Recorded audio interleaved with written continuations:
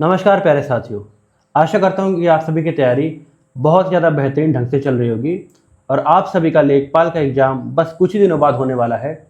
तो इस समय आपको रिवीजन की बेहद ज़्यादा आवश्यकता है। अगर आपने रिवीजन अभी तक स्टार्ट नहीं करी है तो प्लीज़ स्टार्ट कर दीजिए, बिकॉज इट्स हाई टाइम। सो उसी से रिलेटेड मैं आज आपकी इंडियन नेशनल मूवमेंट या फिर भारतीय राष्ट्रीय आंदोलन से रिलेटेड एक आपके लिए महत्वपूर्ण लेक्चर लेके आया हूँ, जिसमें हम लोग आपके टॉप मोस्ट 15 क्वेश्चन जो आपके एग्जामिनेशन में आ सकते हैं, प्रीवियस पेपर को ट्रेंड में उठा के मैंने वो क्वेश्चन आपके लिए बनाए हैं, तो उनको हम लोग डिस्कस करेंगे। होपफुली ये सेम क्वेश्चन आपके एग्जाम में देखने को मिलेंगे। तो आइए बिना आपका टाइम वेस्ट किए स्टार्ट करते हैं। क्वेश्चन नंबर 1 सेज, निम्न कथनों पर विचार कीजिए। कांग्रेस के प्रथम अधिवेशन की अध्यक्षता WC बनर्जी ने की थी। कांग्रेस के प्रथम अधिवेशन का आयोजन पुणे में होना था, परंतु महामारी के कारण स्थान बदल दिया गया। तो आपका कांग्रेस की स्थापना कब हुई थी? कांग्रेस की स्थापना आपकी हुई थी, कांग्रेस का फर्स्ट जो आपका अधिवेशन हुआ था 1885 में हुआ था। कब हुआ था? 1885 में हुआ था। पूछा जाए कहाँ पर हुआ था, तो आपके बॉम्बे में हुआ था। बॉम्बे में आपका फर्स्ट अधिवेशन हुआ था। पहले ये आपका होने वाला था कहाँ पर? पुणे में होने वाला था, लेकिन उस समय आपकी कालरा महामारी के होने के कारण ये स्थान बदल के आपके कहाँ पर? बॉम्बे में कर दिया गया। तो प्रथम जो आपका अधिवेशन था उसकी अध्यक्षता कौन कर रहे थे? WC बनर्जी। कौन आपके? WC बनर्जी ने आपकी करी थी। ये सब इंपॉर्टेंट फैक्ट है, याद रखिएगा। डायरेक्ट आपसे अधिवेशन से रिलेटेड क्वेश्चन पूछ लिया जाता है। तो इस क्वेश्चन का सही आंसर क्या है? आपका 1 और 2 दोनों है। होपफुली आपका क्वेश्चन सही हुआ होगा। अब नेक्स्ट क्वेश्चन की ओर चलते हैं। निम्नलिखित में से सही कालक्रम चुनिए।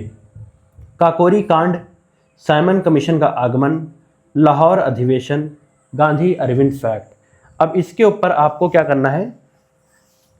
आपको क्रम बताना है कि कौन शुरुआत से लेकर आखिरी तक। अब मान के चलिए कि आपको क्रम या फिर ईयर आपको नहीं याद है, तब देखिए क्वेश्चन आप कैसे सॉल्व करेंगे। ठीक है, ये आपको टेक्निक भी पता होना चाहिए। यही अप्रोच फॉलो करके चलेंगे तभी आप क्वेश्चन सॉल्व कर सकते हैं। अब यहाँ पर देखिए, चारों में आपके लास्ट में 4 दे रखा है।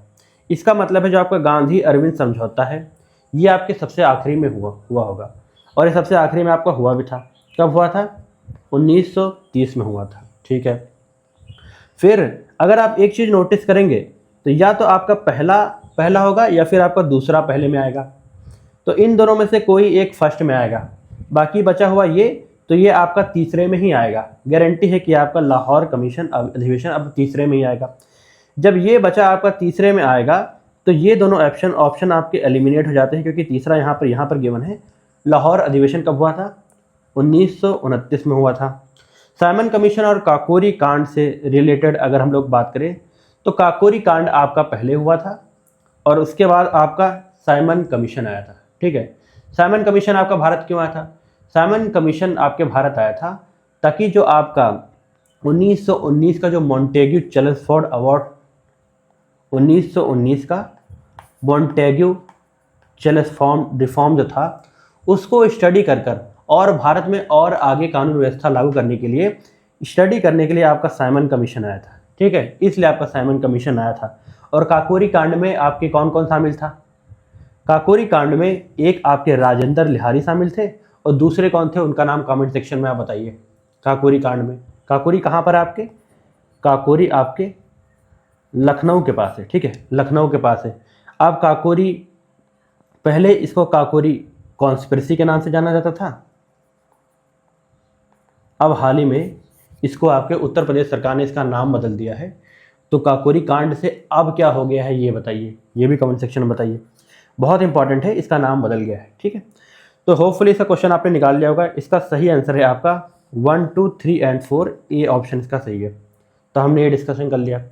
ये क्वेश्चन आपके एग्जाम में आ सकता है। थर्ड क्वेश्चन है आपका, निम्न में से कौन सा युग्म सुमेलित नहीं है? इनमें से कौन सा है जो आपका गलत दिया गया है, गलत तरीके से मैच है? Cripps mission 1942, Wavell plan 1945, cabinet mission plan 1946 और माउंटबेटन प्लान आपका 1945।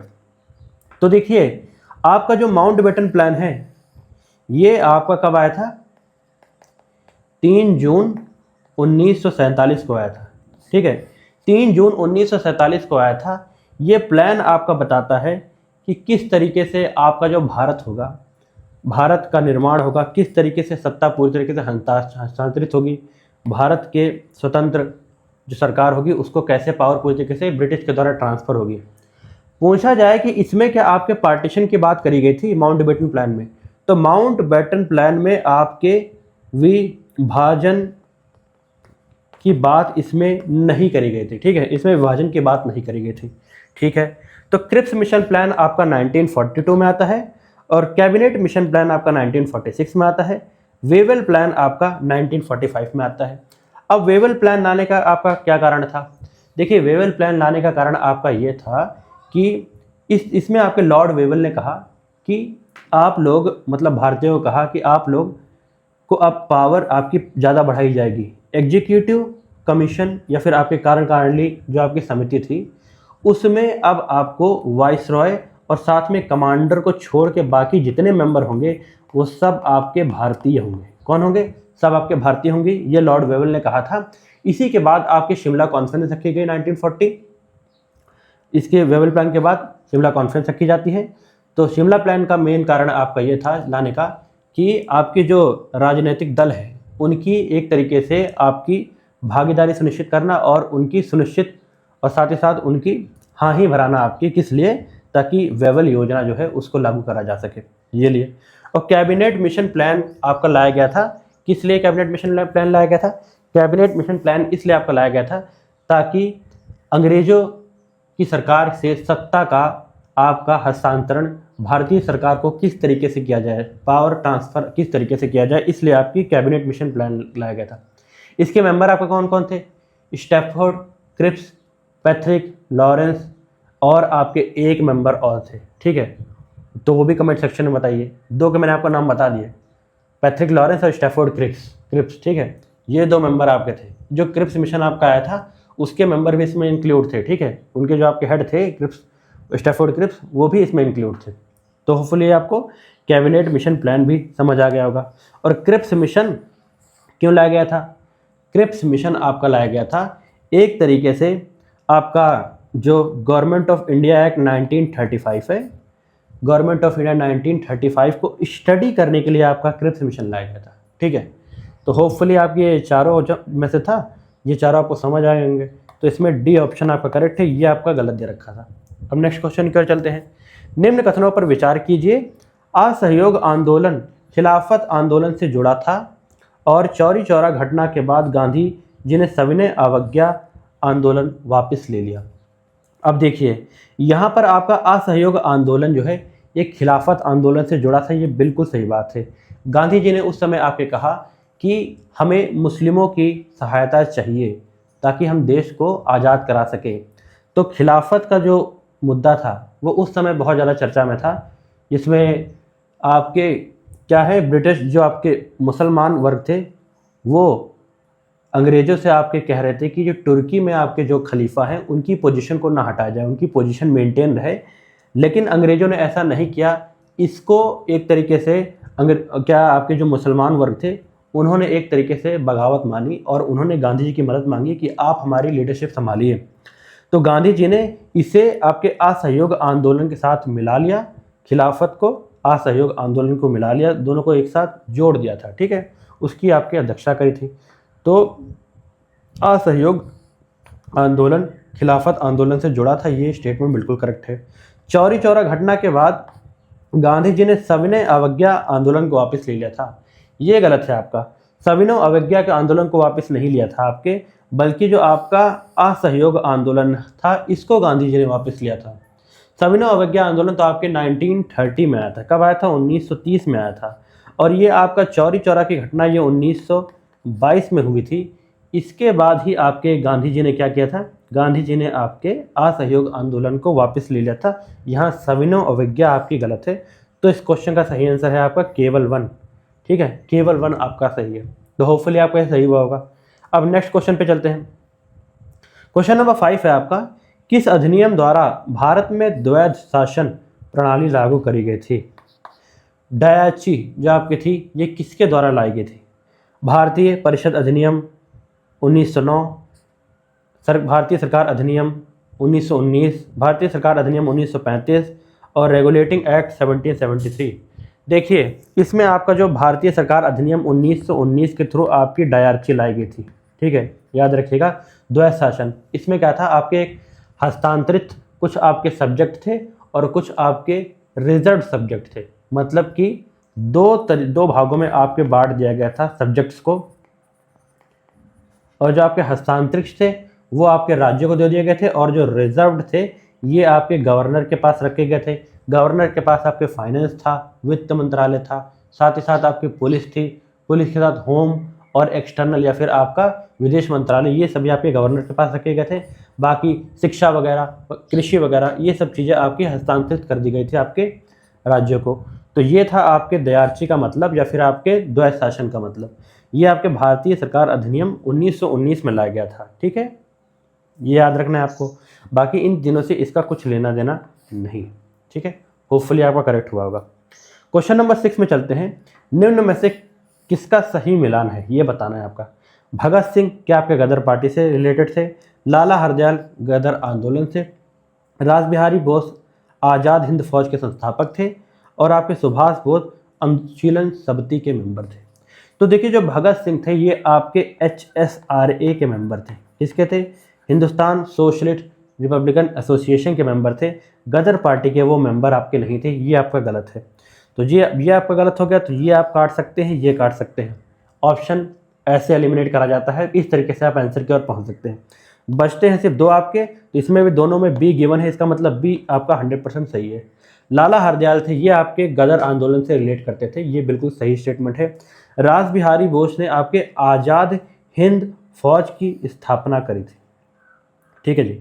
रास बिहारी बोस ने आपके आज़ाद हिंद फौज के आपके संस्थापक थे, ये आपको याद रखना है, ये बिल्कुल करेक्ट है, ये भी आपका सही है। सुभाष चंद्र बोस का आपके अनुशीलन समिति से कुछ लेना देना नहीं है। अनुशीलन समिति आपके कहाँ पर? बंगाल में एक तरीके से क्या करती थी, ये आपके जो मूवमेंट थी आपकी, किस तरीके से, एक तरीके से वायलेंस को साथ में लेके देश को आज़ाद कराना चाहते थे। तो अनुशीलन समिति का काम आपका ये था, ठीक है। इसका सुभाष चंद्र बोस से कुछ लेना देना नहीं है, तो इस क्वेश्चन का सही आंसर है आपका केवल बी एंड सी। होपफुली आपका सही हुआ होगा।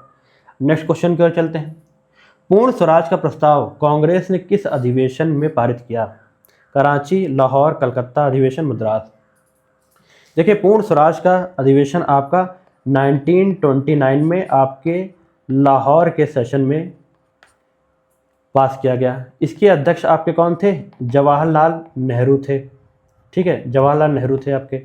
और इसमें क्या कहा गया आपके कि 1930 को 26 जनवरी से हम क्या करेंगे, हम अपना आज़ाद दिवस मनाएंगे, ठीक है, इंडिपेंडेंस डे मनाएंगे, इंडिपेंडेंस डे मनाएंगे, ठीक है, अपना आज़ादी का दिवस मनाएंगे, ठीक है, ये चीज़ हो गया।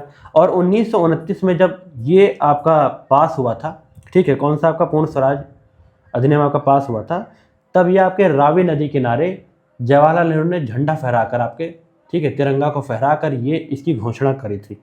तो इसका आंसर आपका है लाहौर अधिवेशन। कराची अधिवेशन में आपके फंडामेंटल राइट्स पास हुए थे, ठीक है, मौलिक अधिकार जो थे यहाँ पारित हुए थे आपके। कलकत्ता अधिवेशन से इसका कुछ लेना देना नहीं है, और मद्रास से भी इसका कुछ लेना देना नहीं है। तो लाहौर अधिवेशन आपका बिल्कुल सही है, ठीक है फ्रेंड्स। अगला हम लोग चलते हैं। आपका जो नेक्स्ट क्वेश्चन है, क्वेश्चन नंबर 8 है। निम्न घटनाओं का सही कालक्रम चुनिए।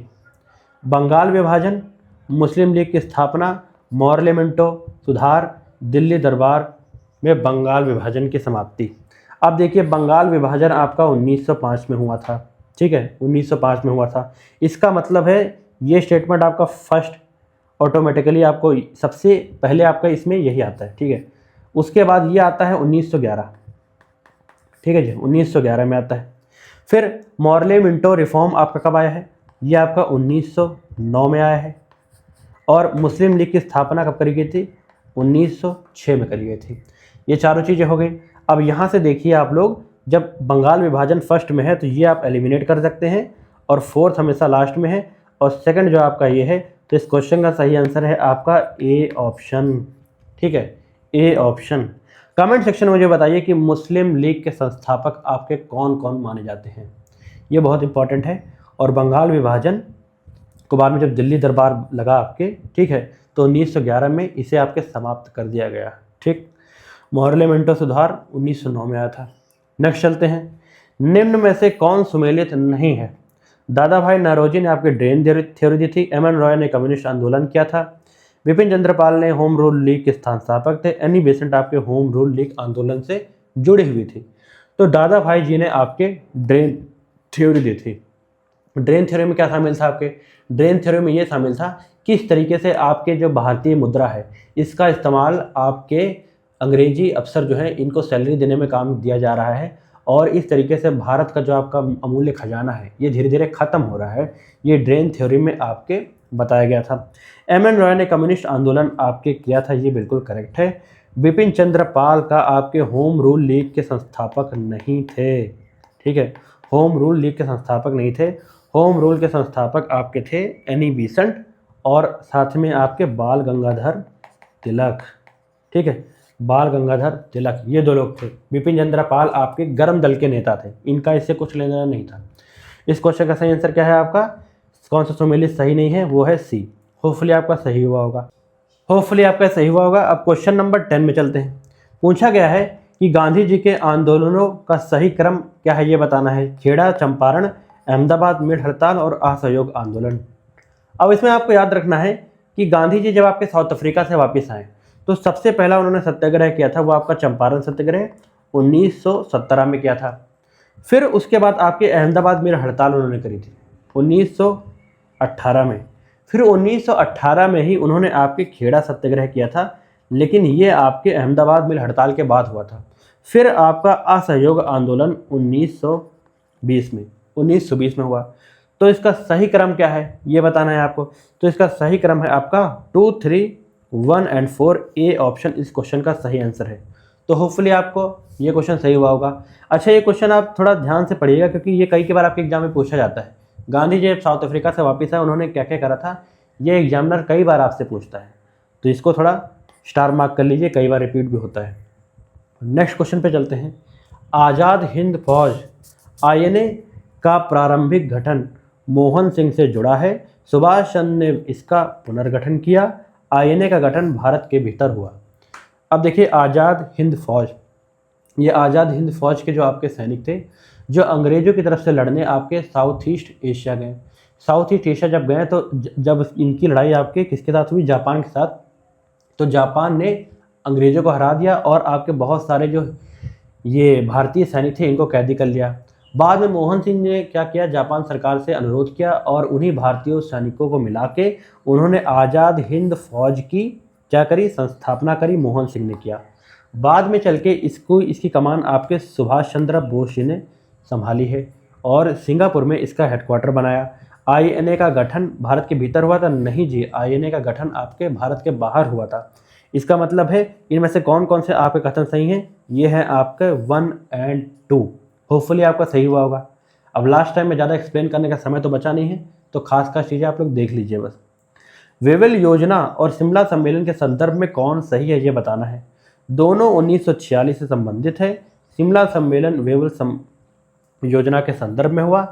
इनका संबंध संविधान सभा का गठन था। इनमें भारत विभाजन स्वीकार किया गया। अब देखिए, वेवल प्लान और इसका बी ऑप्शन आपका बिल्कुल सही है। शिमला सम्मेलन वेवल योजना के संदर्भ में हुआ। आपका वेवल प्लान क्या था? वेवल प्लान में आपके वाइसरॉय वेवल थे, इन्होंने एक आपकी योजना रखी कि आपकी जो कार्यकारिणी समिति है, एग्जीक्यूटिव काउंसिल है, इसमें आपके वाइसरॉय और कमांडर को छोड़ के बाकी जितने भी होंगे सब आपके भारतीय सदस्य होंगे अब से। और बाद में इसी को आपको मनाने के लिए विभिन्न मंत्रीगण या फिर आपके जितने विभिन्न पार्टियां थी इसका आपका सहयोग लेने के लिए इन्होंने शिमला सम्मेलन किया। और शिमला सम्मेलन में शिमला सम्मेलन करने का कारण सिर्फ एकमात्र था ताकि आपके जितने भी भारतीय राजनीतिक दल हैं इनकी सहमति लेना। किसके संदर्भ में? आपके वेवल योजना के संदर्भ में। तो इसका ऑप्शन कौन सा आपका है? बी सही है। कौन सा है? बी सही है। ठीक है, नेक्स्ट क्वेश्चन पे चलते हैं। निम्न को में से सही सुमेलित है ये बताना है आपको, कौन सा सही सुमेलित नहीं है ये बताना है। सुभाष चंद्र बोस, आज़ाद हिंद सरकार, शाहनवाज खान, आईएनए ट्रायल्स, सी राजगोपालचार्य, कैबिनेट मिशन प्लान, और आपके कैमलन एटली, ब्रिटिश प्रधानमंत्री। अब देखिए कैमलन एटली ये तो आपके ब्रिटिश प्रधानमंत्री उस समय थे ही जब आपके आईएनए ट्रायल्स चल रहे थे, और आईएनए ट्रायल्स में जितने भी आपके आज़ाद हिंद फौज के जो सैनिक थे इन पे मुकदमा आपके अंग्रेज सरकार ने किया, जिसमें कई भारतीय आपके जो अधिवक्ता थे इन्होंने केस लड़ा आपके, ठीक है, किसके लिए, आईएनए या फिर आज़ाद हिंद फौज के सैनिकों के लिए। उसमें आपके शाहनवाज खान भी शामिल थे, बिल्कुल सही है, ये दोनों सही है। सुभाष चंद्र बोस जी ने आपके आज़ाद हिंद सरकार की घोषणा आपकी करी थी, कहाँ पर करी थी, सिंगापुर में करी थी, तो ये भी आपका बिल्कुल सही है। सी राजगोपालाचार्य आपके कैबिनेट मिशन के सदस्य नहीं थे, आपके कैबिनेट मिशन के सदस्य थे स्टैफोर्ड क्रिप्स, पैट्रिक लॉरेंस, और एक सदस्य और थे जिसका मैंने आपको बताया था, कमेंट सेक्शन में नाम बताना है तो वो बताइए, ठीक है। पैट्रिक लॉरेंस इसके क्या थे, इसके आपके हेड थे, ठीक। तो ये हो गया, होपफुली आपका क्वेश्चन सही हुआ होगा। अगले क्वेश्चन पे चलते हैं। कैबिनेट मिशन के बारे में विचार कीजिए। यह 3 मंत्रियों का मिशन था, इसमें भारत के विभाजन को तत्काल स्वीकार किया गया और इसमें संविधान सभा के गठन पर प्रस्ताव किया गया। अब ये 3 मेंबर बॉडी थी जिसके बारे में मैंने पिछले बताया आपको, जिसके हेड थे आपके पैट्रिक लॉरेंस। कौन थे आपके, पैट्रिक लॉरेंस आपके हेड थे, उसके साथ साथ स्टैफोर्ड क्रिप्स भी थे और एक मेंबर आपके और थे, ठीक है, जिसका नाम कमेंट सेक्शन में बताना है आपको। तो इसने क्या आपके भारतीय विभाजन के तत्काल रूप में बात करी थी, नहीं, इसने भारतीय विभाजन के बारे में कुछ भी नहीं कहा था भाई। उस समय तो भारतीय विभाजन के बारे में कोई बात ही नहीं चल रही थी, ये तो आपके बाद में बात चली थी जब माउंटबेटन प्लान आया, उसके बाद भारतीय विभाजन के बाद धीरे धीरे बहुत ज़्यादा तेज हो गई। तो इन्होंने तो भारतीय विभाजन की कोई बात ही नहीं करी। इन्होंने संविधान सभा का गठन करने का प्रस्ताव दिया था ताकि आपकी जो संविधान सभा बने, ताकि भारत आज़ाद होने के बाद वो अपना, उससे पहले वो लोग अपने संविधान है उसको बना सके, ताकि भारत आज़ाद होने के बाद ये पूर्ण रूप से लागू हो सके। तो इसके लिए आपका आया था ये कौन सा, आपका संविधान सभा के गठन का प्रस्ताव इन्होंने दिया था, कैबिनेट मिशन प्लान आपका आया था, ठीक है जी। तो इसमें सेकंड गलत है, जब सेकंड काट देंगे तो आपका क्वेश्चन बचता है 1 और 3। 2 देखिए एलिमिनेट हो गया, तीनों में ऑटोमेटिकली आंसर आ गया एलिमिनेशन की हेल्प से। अगर आप सेकंड स्टेटमेंट एलिमिनेट कर देते तब भी आप आंसर तक पहुंच सकते थे। अगला क्वेश्चन है इसका, रॉयल इंडियन नेवी या फिर रॉयल इंडियन नेवी म्यूटिनी के संदर्भ में कुछ कथन आपको बताना है जो सही है। 1945 में आपका हुआ था, केवल कलकत्ता तक सीमित था। 1946 में हुआ था, गांधी जी ने इसे पूर्ण समर्थन दिया था। अब देखिए रॉयल इंडियन म्यूटिनी को गांधी जी का आपका पूर्ण समर्थन नहीं था, क्योंकि गांधी जी आपके नॉन वायलेंस के आपके साथ थे, मतलब कि वो चाहते थे किसी भी तरीके से विद्रोह ना हो, तो ये चीज़ तो हो जाती है गलत। उसके बाद 1945 में आपके नहीं हुआ था, ये आपके हुआ था 1946 में। कब हुआ था, 1946 में, और केवल कलकत्ता तक सीमित नहीं था, ये आपके बॉम्बे से स्टार्ट होता है। कहाँ से, बॉम्बे से स्टार्ट होते हुए ये आपके कराची तक भी पहुंचता है, ठीक है, कराची तक भी पहुंचता है। रॉयल इंडियन नेवी म्यूटिनी का एक तरीके से आपका होने का कारण क्या था, इसका कारण ये था अमानवीय व्यवहार आपके किनके साथ, भारतीय सैनिकों के साथ, उनको एक तरीके से खाने पीने की जो चीज़ें देना वो तुच्छ देना और उनके धर्म के मुताबिक न देना, जैसे कि हिंदुओं को आपको मांस मच्छी दे देना, ये सब चीज़ें जो थी जिसने आपके रॉयल इंडियन नेवी म्यूटिनी को आपके क्या किया था, इसको बढ़ावा दिया था। 1946 में हुआ था, याद रखना है, ठीक है। अगला क्वेश्चन करते हैं, सही कालक्रम आपको चुनना है। आईएनए ट्रायल्स, उसके बाद royal Indian navy mutiny, cabinet mission plan, अंतरिम सरकार। अब देखिए इसमें आपको ये मैंने आपको बता दिया 1946 में हुआ था, ठीक है। तो इसमें आपको बताना है अंतरिम सरकार आपकी 1947 बनी थी, तो मतलब फोर्थ बिल्कुल सही है। और कैबिनेट मिशन प्लान कब आया आपका, कैबिनेट मिशन जो आपका है ये भी आपका कब आया है, 1946 में आया है, 1946 में आया है, ठीक है। आईएनए के ट्रायल्स आपके पहले चले हैं, ये आपका सितंबर के महीने में आया है, ये आपका फरवरी के महीने में आया है, ठीक है, ये आपको याद रखना है। और आईएनए ट्रायल्स आपके सबसे पहले हुए थे। तो इस क्वेश्चन का सही आंसर है आपका 1, 2, 3 और 4, याद रखिएगा। आईएनए ट्रायल्स क्या होता है मैंने आपको बता ही दिया था, और नौसेना विद्रोह के बारे में पहले बताया। कैबिनेट मिशन क्या था ये बता दिया है। अंतरिम सरकार जो बाद में गठित हुई थी, ये इंपॉर्टेंट है। तो चारों का एक तरीके से सही कालक्रम है 1, 2, 3 और 4। अंतरिम सरकार के संबंध में असत्य कथन चुनना है आपको। इसका गठन 1946 में हुआ था। ये जो हुआ था आपका अंतिम सरकार का, ये आपके ये 1946 के लास्ट के महीने में हुआ था। कब हुआ था? आखिरी कुछ महीनों में हुआ था। इसका गठन 1946 में हुआ था। जवाहरलाल नेहरू की इसके प्रमुख भूमिका थी उसमें। यह स्वतंत्र भारत की पहली निर्वाचित सरकार थी। इसका गठन पूर्ण स्वतंत्रता से पहले हुआ था। ये सही है, ये सही है। स्वतंत्र भारत की पहली निर्वाचित सरकार ये नहीं थी, ये भारत की स्वतंत्रता से पहले आपकी आई थी, स्वतंत्रता के बाद नहीं आई थी। तो ये इसमें स्टेटमेंट आपकी गलत है। बाकी तीनों स्टेटमेंट आपकी बिल्कुल करेक्ट है। ये अंतरिम सरकार से रिलेटेड था। इसका गठन 1946 में लास्ट के कुछ महीनों में हुआ था। ठीक है, अगले क्वेश्चन पे चलते हैं आपके। भारतीय स्वतंत्रता अधिनियम 1947 के अंतर्गत भारत और पाकिस्तान 2 डोमिनियन बने। ब्रिटिश संसद की विधायी सर्वोच्चता समाप्त हुई। देसी रियासतों पर ब्रिटिश पैरामाउंटेसी समाप्त हुई। अब ये तीनों चीज़ें आपकी हुई थी। ठीक है, जब भारतीय स्वतंत्रता अधिनियम 1947 आया तब उसमें भारत और पाकिस्तान 2 उसके विभाजन बाद में कर दिए गए आपके। ब्रिटिश संसद के पूरी तरीके से आपकी कहीं तो विधायी एक तरीके से ताकत भारत पे पूरी तरीके से समाप्त हो गई, और देसी रियासतों पर आपके ब्रिटिश पैरामाउंटेसी पूरी तरीके से आपके समाप्त कर दी गई। तो इसका सही आंसर है आपका सी ऑप्शन। ठीक है, तीनों आपके सही हैं। अब लास्ट क्वेश्चन देख लेते हैं आपका। निम्न में से कौन सा सही क्रम है आपका? शिमला सम्मेलन, कैबिनेट मिशन प्लान, माउंटबेटन योजना, भारतीय स्वतंत्रता अधिनियम। अब देखिए चारों में आपके ये दे रखा है, 4th ऑप्शन लास्ट में, इसका मतलब ये चीज़ लास्ट में होगी। ठीक है, बिल्कुल सही बात है।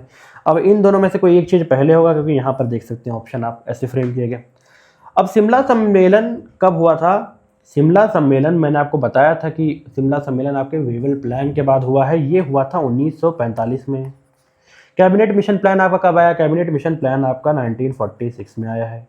माउंटबेटन योजना, माउंटबेटन प्लान आपका 3 जून 1947 में आपके आया है। ठीक है, और ये भारतीय स्वतंत्रता अधिनियम आपके जुलाई 1947 में आई है। तो इस क्वेश्चन का सही आंसर क्या है?